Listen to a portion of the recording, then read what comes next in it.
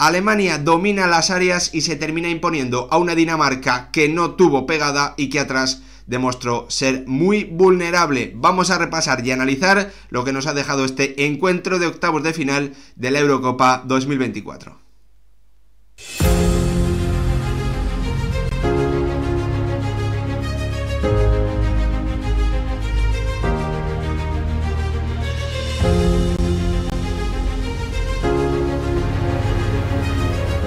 ¿Qué tal, futbolero, futboleras? ¿Cómo estáis? Alemania se acaba de clasificar para los cuartos de final de su Eurocopa, de la que está organizando después de vencer por 2-0 a Dinamarca, y ya espera a rival, ya espera a la que va a ser la ganadora de ese duelo que tenemos mañana a partir de las 9 de la noche entre España y Georgia. Ya conocemos también a otra selección que estará en esos cuartos de final, que ya espera rival, como todos sabéis, esa selección de Suiza que pasó por encima venciendo por 2-0, pero siendo mucho más dominadora en el juego y en las ocasiones que una selección alemana que para mí hoy ha estado muy lejos de brillar, pero que al final lo más importante es que se ha impuesto en las áreas con un Antonio Rüdiger muy fuerte, haciendo un muy buen encuentro, evitando además la sanción para ese próximo encuentro, y con un Kai Havertz y un Jamal Musiala que han podido batir a Kasper Schmeichel, a diferencia de un Højlund que hoy no ha tenido su partido, que la verdad es que no ha hecho una buena Eurocopa, pero que hoy ha aparecido más que nunca, y eso también habla de las debilidades, de los puntos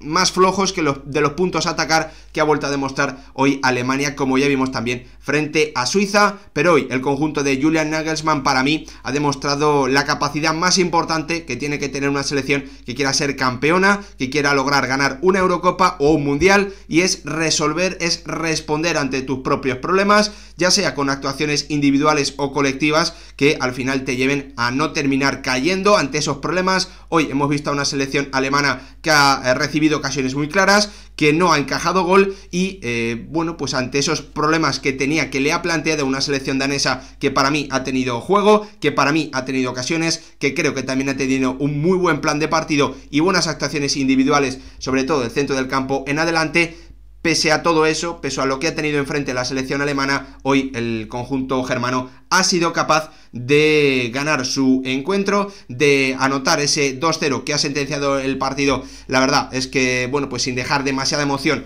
para los últimos minutos, con el tanto primero de Kai Havertz y con el tanto definitivo de Jamal Musiala, para que el conjunto germano gane su primer partido en un gran torneo en eliminatorias desde 2016. Atentos al dato, Alemania no ganaba un partido en eliminatorias en un gran torneo desde 2016. Han pasado 8 años desde que una de las selecciones, uno de los combinados más potentes de la historia del fútbol, ganase un partido en un gran torneo. Así que se cierra esta maldición de la selección alemana, esta muy mala racha en los grandes torneos, y a partir de ahora va a tener, si todo... Bueno, pues si se cumple la lógica, creo que vamos a tener unos cuartos de final frente a España en los que de verdad, no de verdad, porque bueno, yo creo que Alemania ya sabemos sus debilidades, sus puntos más fuertes, pero la realidad es que aún queda verla ante una selección muy potente, queda verla ante un verdadero test en el que los detalles pueden marcar mucho la diferencia, pero esos detalles ya en el día de hoy han marcado la diferencia para el conjunto alemán, porque como os digo, para mí no ha sido superior ni en el juego ni en las ocasiones, pero al final las áreas, su mayor acierto en las áreas, ha podido terminar marcando la diferencia y dándole el pase a unos cuartos de final, donde yo creo que, bueno, pues ya podríamos decir que Alemania como anfitriona, con esta generación de futbolistas, con este grupo de futbolistas, yo creo que si cae en cuartos de final frente a España, obviamente nadie va a pensar que es un fracaso. Puede ser una decepción por ser la anfitriona, pero obviamente ya ha cumplido, yo creo que gran parte de su papel esta selección alemana, aunque sé que para algunos que es muy favorita a ganar este torneo, seguramente si cae en cuartos de final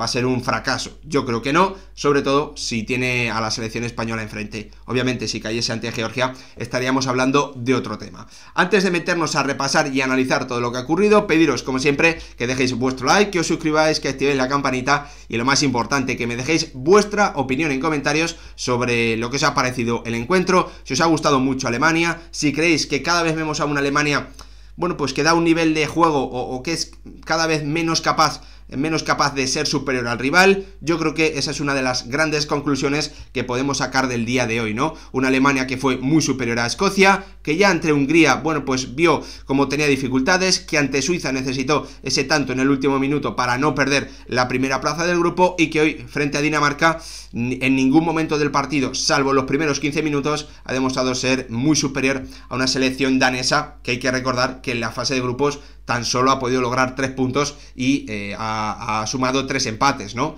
En un grupo que no era el de la muerte precisamente. Dicho esto, ahora sí, vamos a repasarlo todo, comenzando por las alineaciones, hoy con modificaciones importantes por parte de Julian Nagelsmann, que no podía contar con Jonathan Tah en el centro de la defensa, le sustituía a Slotterbeck, el central del Borussia Dortmund, con David Raum jugando como lateral izquierdo en vez de Mittelstadt, y la parte de arriba se caía del 11 Birch y entraba un Leroy Sané, al que yo no he visto demasiado cómodo en los primeros 60 minutos de partido. A partir de ahí, cuando han aparecido los espacios, sí que hemos visto un poquito más del extremo del Bayern, con una situación, o con una selección danesa, mejor dicho, en la que tampoco había enormes novedades, no había sorpresas, ya que, bueno, pues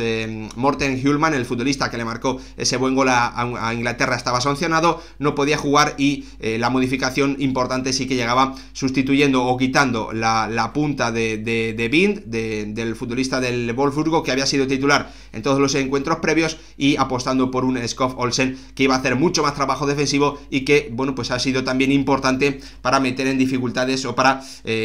dificultarle su labor creativa y organizativa a un Toni Kroos, que yo creo también es una de las piezas que hay que analizar en este vídeo. Con una selección alemana que la verdad es que ha comenzado el partido de maravilla, siendo tremendamente superior a una selección danesa que no encontraba la forma de salir, que no se podía quitar de encima esa presión alta, esa presión tras pérdida y los constantes centros, constantes corners que lograba una selección alemana que se estaba imponiendo por arriba constantemente, que estaba rematando todos los corners, y que ha tenido, bueno, pues a un Schmeichel que ha sido el gran protagonista en ese primer cuarto de hora para una selección danesa que solo podía resistir, y que lo ha logrado gracias a las paradas, a la gran labor de un guardameta ya muy veterano, pero que ha vuelto a cumplir con un buen papel en esta Eurocopa, en la que será seguramente, o en lo que es, yo creo que es seguramente su último gran torneo, ¿no? Su último gran servicio con el conjunto de Hjulmand. Una selección danesa que en esos primeros 15 minutos la verdad es que lo ha pasado muy mal, que no encontraba a Højlund, que no encontraba a Eriksen, que no podía dar 4 o 5 pases de forma seguida, pero que a partir, yo creo que de ese minuto 20, con un pase en largo espectacular de Joachim Andersen a Eriksen, la primera ocasión importante del partido, el primer gran acercamiento del partido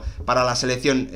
hoy visitante, para la selección danesa, con bueno, pues un control absolutamente maravilloso de Christian Eriksen, y con la primera gran acción defensiva en el partido, de las que nos iba a dejar el bueno de Antonio Rüdiger, bloqueando ese disparo, tirándose con todo y despejando ese balón con su pierna zurda. Dinamarca despertaba, Dinamarca ya estaba en el partido a partir de ese minuto 20, y lo cierto es que a partir de ahí hemos comenzado a ver, bueno, pues las variantes y la capacidad que tiene de mezclar o de generar ocasiones de diferentes formas una selección danesa, que ha comenzado a conectar constantemente con Christian Eriksen en esa zona de la media punta, que ha comenzado a tener a un Højbjerg bueno, pues muy metido en el partido, como siempre muy concentrado, imponiéndose en esos balones divididos, y en definitiva, bueno, pues haciendo que su selección pudiese salir de ese encierro inicial y comenzar a instalarse en campo rival, o bueno, pues no estar demasiado cerca de la portería de Schmeichel, con Joachim Andersen y con Andreas Christensen muy pendientes de esa zona de la media punta, como ya vimos ante Suiza,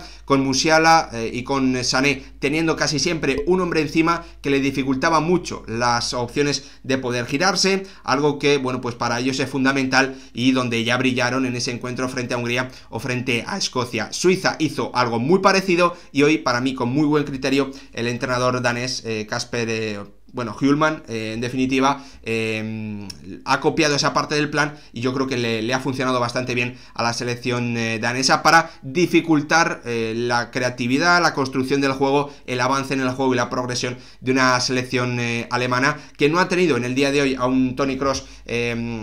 brillante, que no ha tenido un Toni Kroos tan dominador como en el resto de partidos. ¿Por qué? Bueno, pues porque Skov Olsen ha estado muy pendiente de él, con un Toni Kroos que ha vuelto a situarse en esa línea de 3 centrales con la que comienza a construir sus ataques Alemania, partiendo de esa posición de central por la izquierda, y ahí Skov Olsen ha estado siempre muy pendiente de él, liberando a Raum, estando muy poco pendiente de Musiala o del lateral izquierdo de Alemania, y estando constantemente cerca de Toni Kroos, que cuando recibía siempre veía como el danés daba un par de pasos hacia adelante, se ponía delante de él y le dificultaba muchísimo que pudiese meter esos pases que rompen líneas a Gundogan, a Musiala o a Leroy Sané, o incluso que buscase el cambio de orientación a un Joshua Kimmich, que ha sido mucho menos protagonista que, por ejemplo, en el día de Escocia, ¿no? Un Toni Kroos que hoy no ha podido brillar tanto, y el que sí ha aparecido y que para mí ha tenido su mejor partido de esta Eurocopa ha sido el bueno de Højlund, que hoy no tenía a su pareja, no tenía a Bin en la punta del ataque, esa doble punta, pero que sí ha podido bueno, pues participar mucho del juego, bajar a recibir, ser un apoyo en zona de 3/4, conectar con Christian Eriksen y también generar peligro en el área de una selección alemana a la que hemos visto, bueno, pues no solo que le han creado ocasiones en ataque posicional, sino también corriendo, sino también, bueno, pues a partir de ese minuto 35, cuando se ha realizado ese parón por una tormenta eléctrica, a partir de ese minuto sí que hemos visto a una selección danesa que ha podido correr y que ha generado una ocasión muy clara frente a Neuer, en la que primero Rüdiger ha dificultado el pase de Delaney, y luego el guardameta alemán ha estado también muy rápido para evitar que Højlund sumase su primer gol en este campeonato, o que tuviese bueno, pues una acción mucho más sencilla para definir frente al veterano guardameta germano. No ha marcado Højlund, pero sí ha estado muy participativo, ha sido protagonista también gracias a, bueno, pues que Eriksen ha ido apareciendo en el partido poco a poco, y la verdad es que en los primeros o en los últimos 20-25 minutos de la primera parte yo creo que ha sido una pieza fundamental de los ataques de una selección danesa, que nos ha enseñado esas debilidades, ¿no?, que tiene que ver también y estudiar Luis de la Fuente si es que termina ganando a Georgia de cara al partido de cuartos de final. Una selección alemana a la que defendiendo en posicional le hemos visto fisuras, que veremos si la selección que se encuentre en la próxima eliminatoria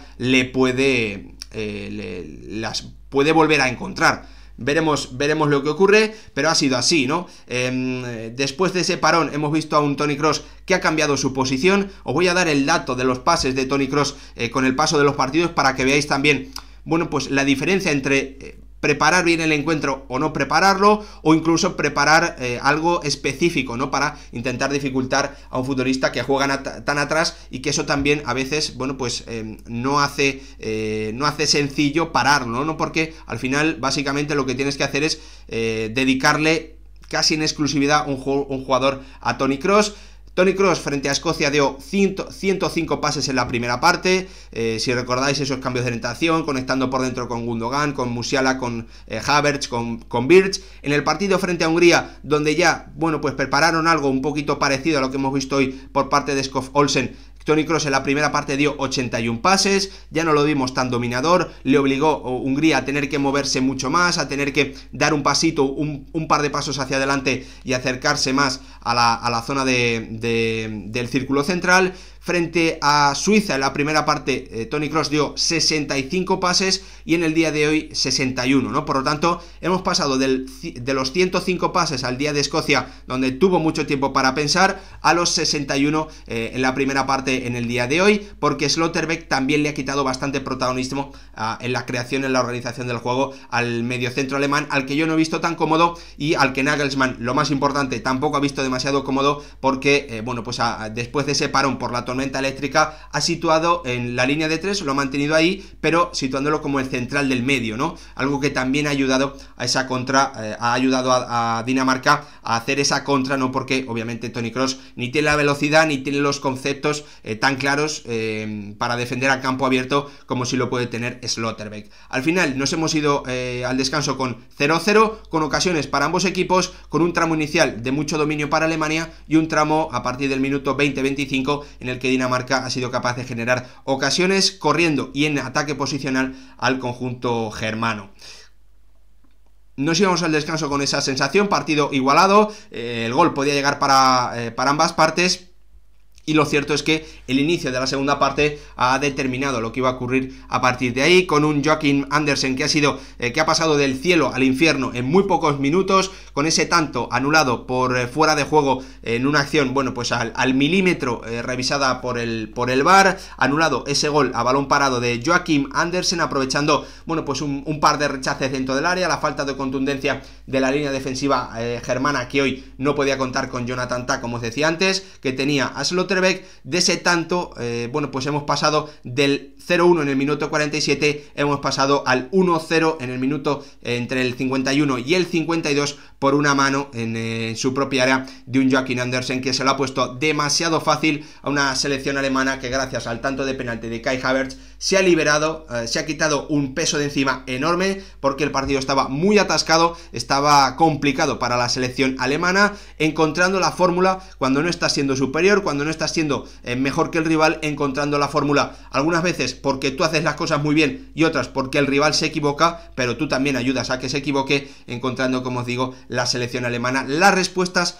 a sus problemas o a los problemas que le está planteando el conjunto rival, que en definitiva es lo más importante para que un equipo, para que una selección, para que un club o para, bueno, pues un combinado nacional pueda terminar ganando este tipo de campeonatos o cualquier tipo de campeonatos. Tener soluciones individuales o colectivas para terminar